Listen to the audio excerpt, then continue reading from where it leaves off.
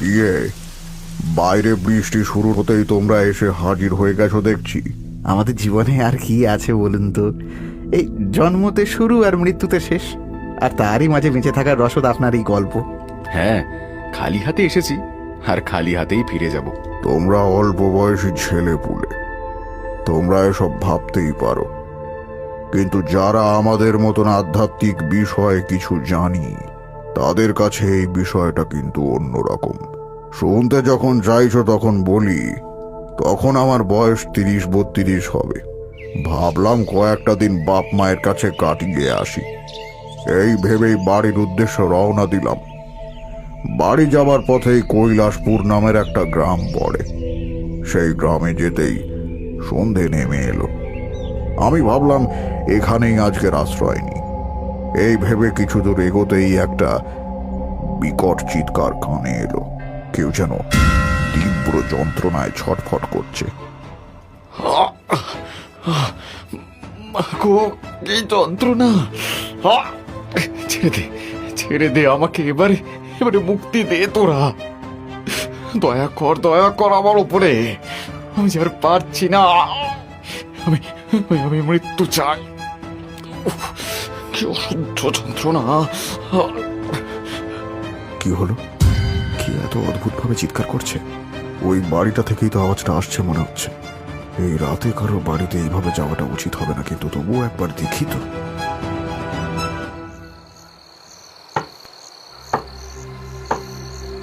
কি হয়েছে? আপনার কি কোনো সমস্যা হয়েছে? আমাকে বলতে পারেন, আমি আপনাকে সাহায্য করব। দরজাটা খুলুন বলছি। আমি কখন থেকে দরজা ধাক্কাচ্ছিলাম, এই বাড়ির ভেতর থেকে খুব চিৎকারের আওয়াজ আসছিল। কি সমস্যা হয়েছে আমাকে বলতে পারো? আমি তারানাথ তান্ত্রিক। আগে কিছুই সমস্যা হয়নি বাবু, আসলে কর্তার শরীরটা একটু খারাপ, তাই উনি বিশ্রাম নিচ্ছেন। আপনি আসুন। কিন্তু আমি যে স্পষ্ট আওয়াজ শুনেছি, ওই রকম ভয়ঙ্কর আওয়াজ হচ্ছিল। কই না তো, ও কিছু হয়নি, সব ঠিক আছে বাবু, আপনি আসেন। কিছুই হয়নি? এত আর্তনাদ, ভয়ঙ্কর কাতর আকুতি, সবই অকারণে? না না না, আমার ভুল ধারণা হতে পারে না। নিশ্চয়ই কোনো কারণ রয়েছে যেটা গোপন করা হচ্ছে। যাকে এমনিতে আশেপাশে কোনো ঘর বাড়ি তো দেখতে পাচ্ছি না। আজ রাতটা মনে হচ্ছে এই গাছতলায় আশ্রয় নিতে হবে।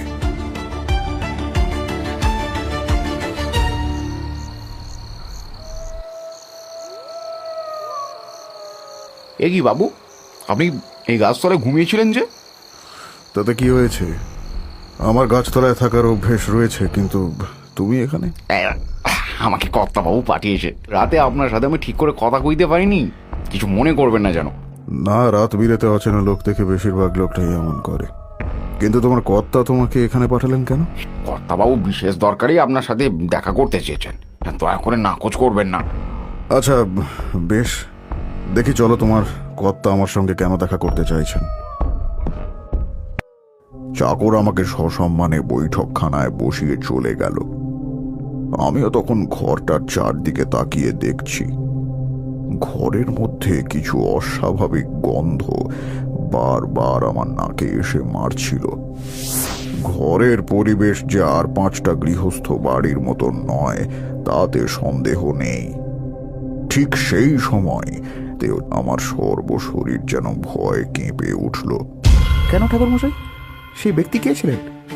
উনি ছিলেন বাড়ির কর্তা রমাকান্ত ঘোষাল। সারা মুখ ক্ষত বিক্ষত, গাল চোপড়া ভেঙে মুখের অবস্থা শীর্ণ।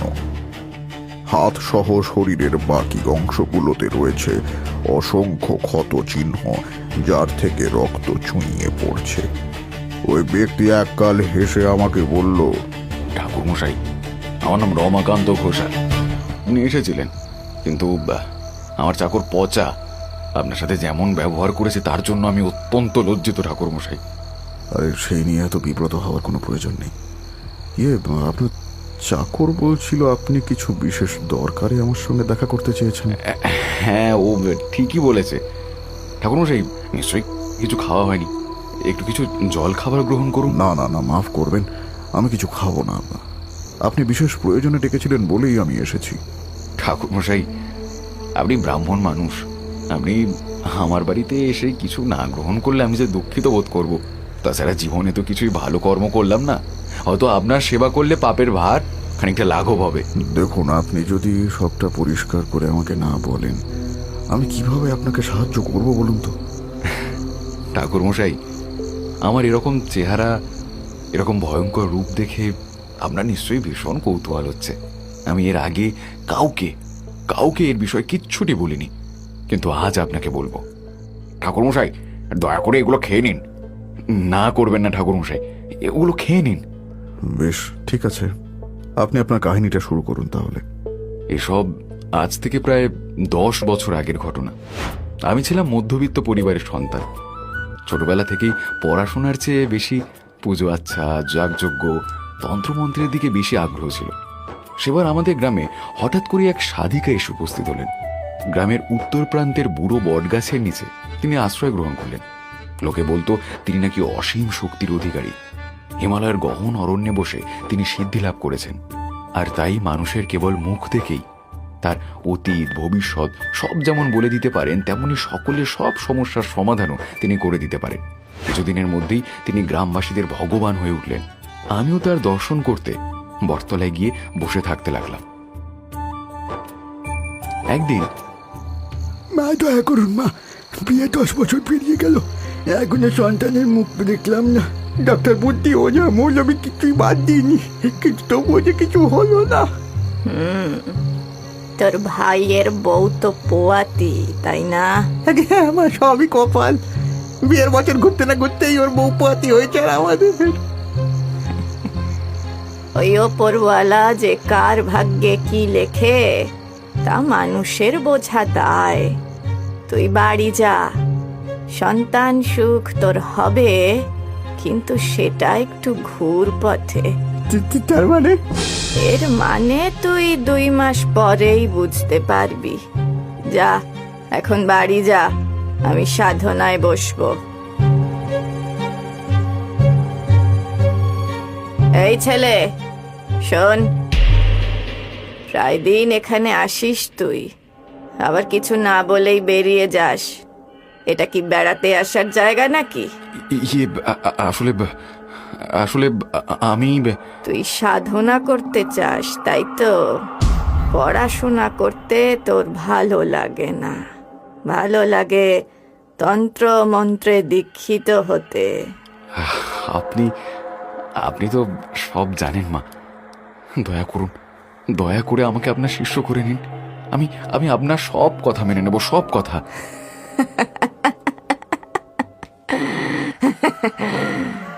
শিষ্য? আমার শিষ্য হতে গেলে তোকে কি করতে হবে জানিস? কত ত্যাগ স্বীকার করতে হবে, কত নিয়ম মানতে হবে জানিস? মানবো, মানবো, আমি সব করতে রাজি মা। আমি সব ত্যাগ করতে পারবো। আপনি কেবল আমাকে শিষ্য করে নিন। চাই নাকি? তন্ত্রবিদ্যা কোনো ছেলে খেলার জিনিস নয়। সারাটা জীবন বিয়ে করতে পারবি না, সংসার করতে পারবি না, কেবল সাধনায় মনোনিবেশ করতে হবে। আর কোনোদিন এই সাধনার পথ ছেড়ে সরে যেতে পারবি না। কি? এই পথ অনেক কঠিন খোকা, অত সহজ নয়। যা, বাড়ি ফিরে যা। বাড়ি গিয়ে ভাবনা চিন্তা কর, তারপরে না হয় সিদ্ধান্ত নিস। সেদিন আমি চিন্তায় বিভোর হয়ে বাড়ি ফিরে এলাম। পরদিন ভোরবেলা যখন বটতলায় গিয়ে পৌঁছালাম, তখন দেখি সাধিকা মা তার ঝোলা নিয়ে হেঁটে যাচ্ছে। বুঝলাম এখানের কাজ তার ফুরিয়েছে। ছুটতে ছুটতে তার কাছে যেতেই তিনি বললেন, বাহ, এত তাড়াতাড়ি সিদ্ধান্ত নিয়ে নিলি বুঝি? আমি আমি আমি আপনার সব নিয়ম, সব শর্তে রাজি মা। আমি আমি আপনার বলা পথেই চলবো। আপনি কেবল আমাকে শিষ্য করে নিন। বেশ, তবে তাই হোক। আজ থেকে তুই আমার শিষ্য। চল, আমি এখন গিরিশগঞ্জের দিকে চলেছি, তুইও আমার সাথে চল। আমি আর সাধিকা মা হাঁটতে শুরু করলাম। বহু গ্রাম, নদী, নালা পেরিয়ে আমরা সারাদিন ধরে হাঁটতে থাকলাম। গিরিশগঞ্জের কাছে আমরা যখন পৌঁছালাম তখন দিন পেরিয়ে সন্ধ্যা নামছে। আমার সারা শরীরে তখন যেন অসহ্য ব্যথা, ক্লান্তি আর খিদেতে এক পাও চলার ক্ষমতা নেই। পুকুরের পাড়ে একটা গাছতলায় আমরা বসলাম। আমি ক্ষীণ কণ্ঠে বললাম, আমার বড্ড খিদে পেয়েছে মা, তেষ্টায় গলা শুকিয়ে কাঠ হয়ে গেছে, কিছু খেতে পেলে। হ্যাঁ, সেই সকাল থেকে পথ চলছিস, খিদে তো পাবেই। আচ্ছা, কি খাবি বল? পোলাও, মাংস, লুচি, আলুর দম নাকি অন্য কিছু? এই গন্ডগ্রামে পুকুরের ধারে এইসব খাবার কোথা থেকে আসবে মা? এই আপনি কি বলছেন? কোথা থেকে আসবে, কিভাবে আসবে সেটা না হয় একটু পরেই বলছি। এখন কি খাবি বল দেখি। পোলাও, মাংস। ওম ওম পুণ্ডরিকাক্ষং তৎসৎ করুণাম পুরুষাণাং ভূতকায়া নমঃ নমামি।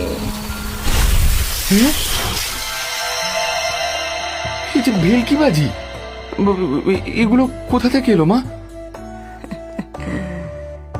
সেসব পরে বলছি, আগে খেয়ে নে দেখি। এই তো বললি তোর খিদে পেয়েছে।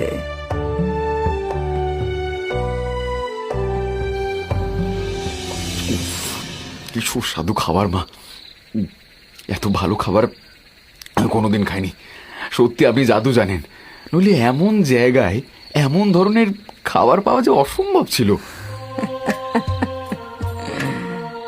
এটা জাদু নয় রমাকান্ত, এটাই হলো সঠিক আরাধ্যকে আরাধনার সুফল। আর তাই আজ থেকে তুইও শয়তানের আরাধনা করবি। কি? শয়তানের আরাধনা? তার মানে এই আপনি কি বলছেন মা? যেই কথাটা আমি এখনো পর্যন্ত তোকে বলিনি, এখন সেটাই বলছি রমাকান্ত। সকলে ভাবে আমি ভগবানের উপাসক, কিন্তু সত্যিটা হলো আমি শয়তানের আরাধনা করি। আর আজ থেকে তোকেও সেটাই করতে হবে। এ কিছুতেই হতে পারে না, এ অসম্ভব। আমি কখনো শয়তানের আরাধনা করব না। আপনি মিথ্যে বলে আমাকে এনেছেন, এটা অন্যায়। তাই বুঝি? আর এই যে তোদের ভগবান তার ভক্তকে শাস্তি দেন, সেটা বুঝি নেয়? দিনের পর দিন, রাতের পর রাত মানুষ তার পুজো করে, বিশ্বাস করে, আর তার বদলে কি পায়? হতাশা, নিরাশা আর দুঃখ। সেটা তো মানুষের ভাগ্য আর কর্মফল। ভুল ভুল ভুল, ভাগ্য বলে কিছু হয় না রমাকান্ত। সবটাই ওই ভগবানের ছলনা। ও ইচ্ছাকৃতভাবে মানুষকে বিপদে ফেলে কষ্ট দেয়, যাতে তারা ওর পুজো করে, আরাধনা করে। এসব পাতা ফাঁদ। মানি না, আমি তোমার কোনো কথা মানি না। এই যে একটু আগে এত সুস্বাদু খাবার খেলি, তোর ভগবান এগুলো দিতে পারতো? হাহ, বছরের পর বছর তপস্যা করলে তবে ওর দয়া হয়, ভিক্ষে দেয় ওর ভক্তদের। কিন্তু শয়তান, সে তো দয়ালু। সামান্য একটু সেবা আর তাহলেই ও তোর সব কথা শুনবে। সব কথা শুনবে? যা চাইবো আমি তাই পাবো? হ্যাঁ, তুই যা চাইবি তাই পাবি। কেবল ভগবানকে ভুলে শয়তানের আরাধনা করতে হবে, তাহলেই এই পৃথিবী তোর পায়ের তলায় থাকবে রমাকান্ত। পায়ের তলায়? আমি আমি তাই করব মা, আপনি যেমনটা বলবেন আমি সেই পথেই চলব। ওই যে বললাম, তুই কখনো বিয়ে করতে পারবি না, আর ভুলেও এই পথ ত্যাগ করার কথা ভাবিস না, নইলে শয়তান কিন্তু তোকে ছাড়বে না। ও তোকে তিলে তিলে শেষ করে দেবে। না না, সেই পরিস্থিতি কখনোই আসবে না মা। আমি আমি সব সময় শয়তানের প্রতি একনিষ্ঠ হয়ে থাকব। বেশ, তোর মঙ্গল হোক রমাকান্ত। সেদিন থেকেই আমি ওই সাদিকা মায়ের কথা অনুযায়ী চলতে শুরু করলাম। তখনও জানি না জীবন আমাকে কোন পথে নিয়ে চলেছে। সাদিকা মা আমাকে তন্ত্র মন্ত্র সব বিদ্যা শেখাতে শুরু করলেন। তখন আমার একটাই লক্ষ্য, সিদ্ধি লাভ করা। দেখতে দেখতে কেটে গেল 3 বছর। একদিন কালী পুজোর ঘোর অমাবস্যার রাতে। রমাকান্ত, আজকে কি তিথি জানিস? হ্যাঁ মা, আজ তো কালী পূজার অমাবস্যা, বছরের সব থেকে শক্তিশালী অমাবস্যা। হ্যাঁ, আজকের দিনে যে যা সাধনা করে সেটাই সফল হয়। আর আজকের দিনেই আমি তোকে বলছি, তোর সাধনা সম্পূর্ণ হয়েছে। এবার তুই নিজেও কিছু শক্তি লাভ করবি। ধন্য, আপনি ধন্য মা। আমাকে আশীর্বাদ করুন, আমি যেন আপনার কাছ থেকে আরো আরো আরো অনেক শিক্ষা লাভ করতে পারি মা। না রমাকান্ত, এবারে তোকে নিজের পথ নিজেকেই দেখতে হবে। আমি তোকে যা শেখানোর শিখিয়ে দিয়েছি। এ কি বলছেন মা আপনি? আমি আপনার কাছেই থাকতে চাই। না রমাকান্ত, সে সম্ভব নয়। এবারে তোকে নতুন উদ্দেশ্যে বেরোতে হবে। গ্রামে গঞ্জে ঘুরে লোকের বিশ্বাস অর্জন করতে হবে। আর তারপরেই তাদের শয়তানের মন্ত্রে দীক্ষিত করতে হবে।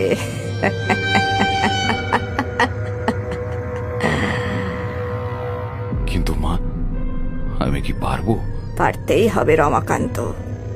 এই পৃথিবীতে শয়তানের আধিপত্য স্থাপনের জন্য এটা পারতেই হবে। ধীরে ধীরে ভগবানের বদলে শয়তানময় হবে এই পৃথিবী।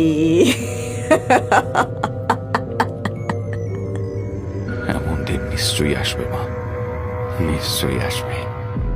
আমাকে আশীর্বাদ করুন। আমার আশীর্বাদ সব সময় তোর সাথে রয়েছে। তবে যেইগুলো বলেছিলাম সেগুলো যেন ভুলে যাস না। সাদিকা মায়ের আশীর্বাদ নিয়ে আমি নতুন উদ্দেশ্যে বেরিয়ে পড়লাম। গ্রামে গঞ্জে ঘুরে ঘুরে নতুন শিষ্য বানানোর প্রচেষ্টা শুরু করে দিলাম। কখনো গাছতলায়, কখনো বা মন্দিরে আশ্রয় নিই। গ্রামের লোক সাধুকে দেখলেই যে যা সমস্যা নিয়ে ছুটে আসে। যেটুকু পারি তার নিদান দেওয়ার চেষ্টা করি। সেবার এক গ্রামে যেতেই নরেন চাটুর্যে বলে এক ব্যক্তি ব্যস্ত সমস্ত হয়ে ছুটে এলেন। বাবা, দয়া করুন, আমি অনেক আশা নিয়ে আপনার কাছে এসেছি। দয়া করে আমাকে ফিরিয়ে দেবেন না। আরে শান্ত হন। দেখুন, আপনি আমার থেকে বয়সে অনেকটাই বড়, তাই আমাকে তুমি করে বলুন। আর কি সমস্যা সেটা যদি বলেন। বাবা, আমার একমাত্র মেয়ে নূপুর, মেয়েটা আমার কেমন যেন হয়ে গেছে। গত শনিবার পুকুরে জল আনতে গেছিল, তারপর থেকে অদ্ভুত আচরণ করছে। ঠিক করে খাচ্ছে না, উল্টো পাল্টা বকছে, চিৎকার করছে। ওর চেহারার মধ্যে কিছু পার্থক্য লক্ষ্য করেছেন কি? আগে হ্যাঁ বাবা, চোখ দুটো লাল হয়ে গেছে, মুখটা ঝুলে গেছে, চুলুস্কো খুস্কো। গ্রামের লোক বলছে ওকে ভূতে ধরেছে। দয়া করো বাবা, দয়া করো। নূপুর আমার একটাই মেয়ে, ওর কিছু হয়ে গেলে আমরা শেষ হয়ে যাব বাবা, শেষ হয়ে যাব। দেখুন দেখুন, আপনি শান্ত হন। আমি নিজের যথাসাধ্য চেষ্টা করব। চলুন, আমি যাচ্ছি আপনার সাথে।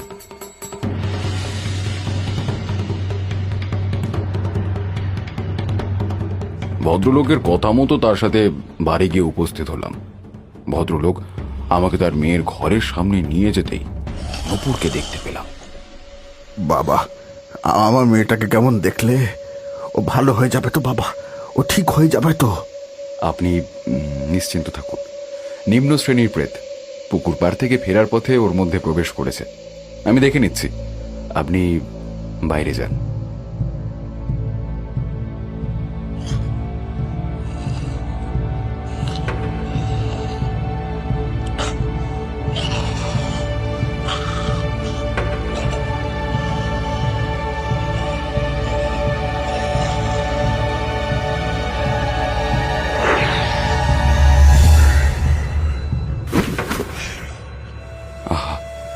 এই কদিনের দখলে মেয়েটা কেমন শুকিয়ে গেছে। নরেনবাবু, নরেনবাবু, বাবা, আমার নুপুর ঠিক আছে তো? এ কি অজ্ঞান হয়ে গেছে কেন? নূপুর একদম ঠিক আছে নরেনবাবু। ও এখন বিপদমুক্ত। শরীর অতিরিক্ত ক্লান্ত বলে জ্ঞান হারিয়েছে। 2 দিন বিশ্রাম নিলেই সব ঠিক হয়ে যাবে। ধন্যবাদ, তোমাকে অশেষ ধন্যবাদ বাবা। তুমি কোনো সাধারণ মানুষ নও, তুমি সাক্ষাৎ দেবতা। আরে এইভাবে লজ্জা দেবেন না। আমি সামান্য মানুষ, যেটুকু সামর্থ্য করেছি। আচ্ছা, আমি আসি তাহলে।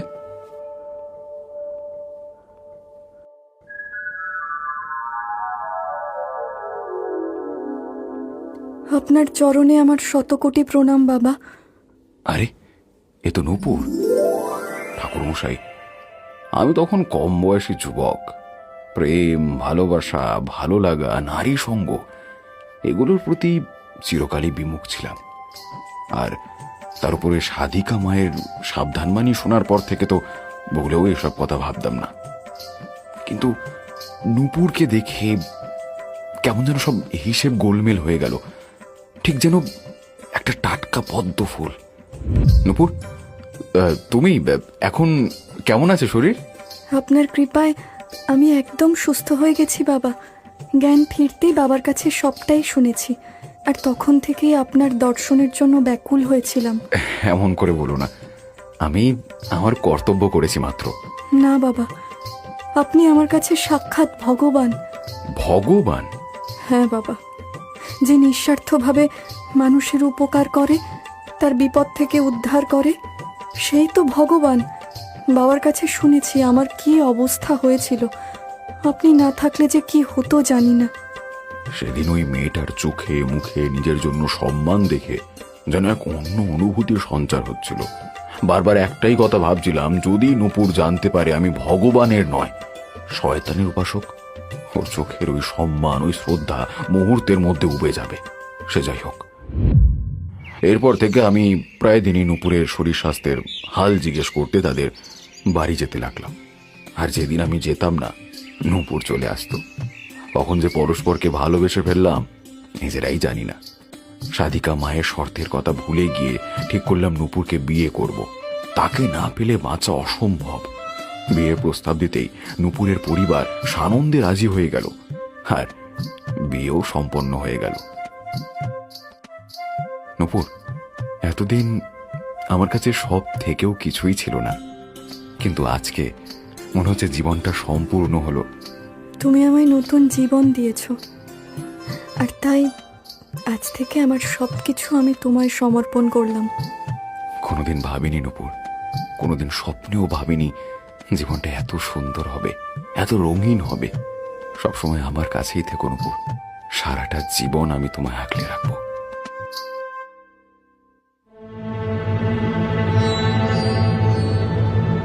উহ, বাপরে, ওটা ওটা কি বসে আছে ওখানে? এ কি? এই যে সাধিকা মা। মা, মা, আপনি আপনি এখানে এই সময়? হ্যাঁ, বেশ কিছুদিন ধরেই তোকে দেখতে ইচ্ছে করছিল, তাই চলে এলাম। মা, আমি একটা বড় ভুল করে ফেলেছি। আমি বিয়ে করেছিস, তাই তো? হ্যাঁ মা, আমি বিয়ে করেছি। জানি না আপনি আমাকে ক্ষমা করবেন কিনা, কিন্তু কিন্তু আমি এখন তুই আরো বড় ভুল করতে চাইছিস, মানে এই সাধনার পথ ছেড়ে সংসারী হতে চাইছিস। তা বেশ তো, এ তো ভালো কথা। এই আপনি কি বলছেন মা? আপনি রাগ করেননি? আমি তো ভেবেছিলাম আপনি আমার উপরে ভীষণ রাগ করবেন, আমাকে শাস্তি দেবেন আপনি। ধুর বোকা, আমি কেন রাগ করব? তুই বিয়ে করেছিস, সংসারী হবি, এ তো তোর নিজের সিদ্ধান্ত। তুই ভালো থাকবি, মা হিসেবে তো আমি এতেই খুশি। মা, মা, আপনি ধন্য, আপনি মহান। আজ আজ যে আমি কি খুশি আমি আপনাকে বলে বোঝাতে পারবো না। আচ্ছা, হয়েছে হয়েছে। দেখ রমাকান্ত, আজকের পর আমি তোকে আর বিরক্ত করব না। তুই সুখে সংসার কর। কেবল শেষবার আমার একটা কাজ তোকে করে দিতে হবে। হ্যাঁ মা, একটা কেন, আপনি 10টা কাজ বলুন, আমি সব করে দেব। না রমাকান্ত, কেবল শেষবার আমার এই কাজটা তুই করে দে, তারপরেই তোর ছুটি। উত্তরের শিমলাপুর গ্রামের মোড়ল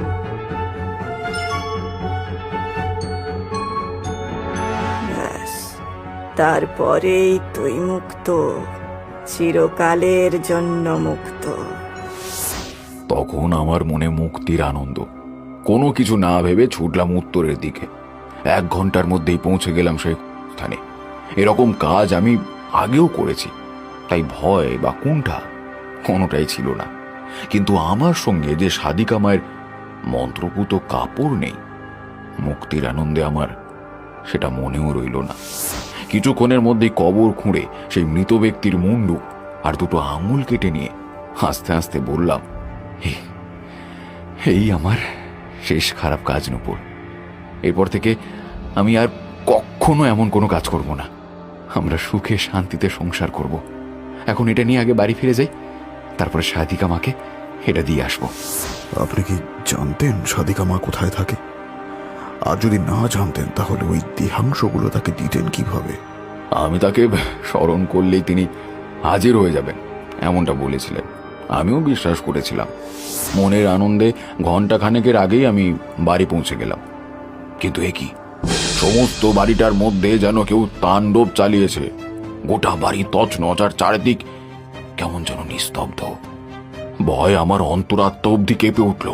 আমি ছুটে গেলাম ঘরের মধ্যে, কিন্তু হায় হায়, ঘরের মানুষগুলো মাটিতে পড়ে আছে, চারিদিকে রক্তে ভেসে যাচ্ছে। উফ, কি নৃশংস ঠাকুর মশাই, কি ভয়াবহ!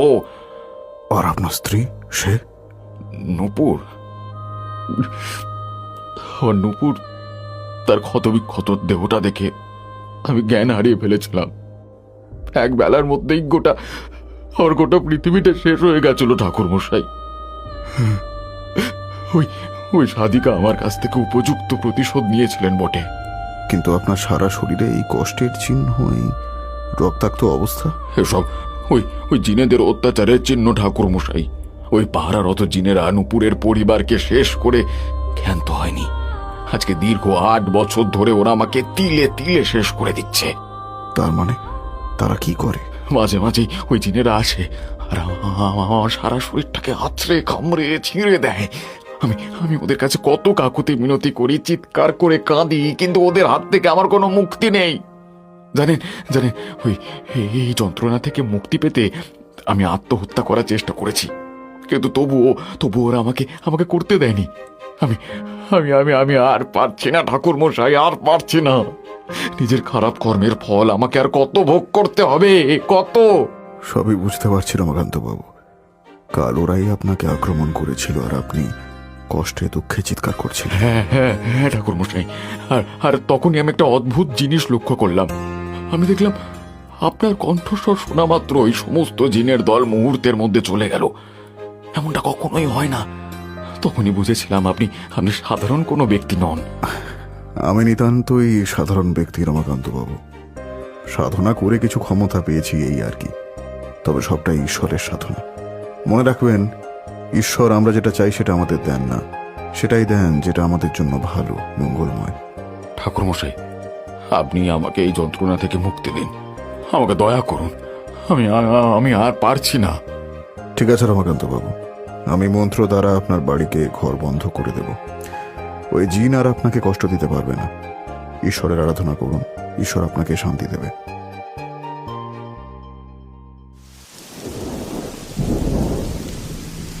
কিন্তু তখনও জানি না সেই শেষ রমাকান্ত বাবুকে দেখছি। হ্যাঁ, কেন শেষ? কেন? এতদিন জিনেরা রমাকান্ত বাবুকে আত্মহত্যা করতে দেয়নি, আর এখন সুযোগ পেতেই তিনি নিজেকে শেষ করে দেন। ওর চাকর পচা এসে আমাকে খবরটা দেয়। আমিও মনে মনে ভাবি, রমাকান্ত ভাবলেন তিনি এই জীবন থেকে মুক্তি পেলেন, কিন্তু উনি জানেন না আত্মহত্যা মহাপাপ। এরপরে যে ওনাকে কত কষ্ট ভোগ করতে হবে তার হিসেব নেই। সত্যি এই জন্যেই আমাদের সৎকর্ম করা উচিত। এতে কেবল ইহকাল নয়, পরকালও সুগম হয়।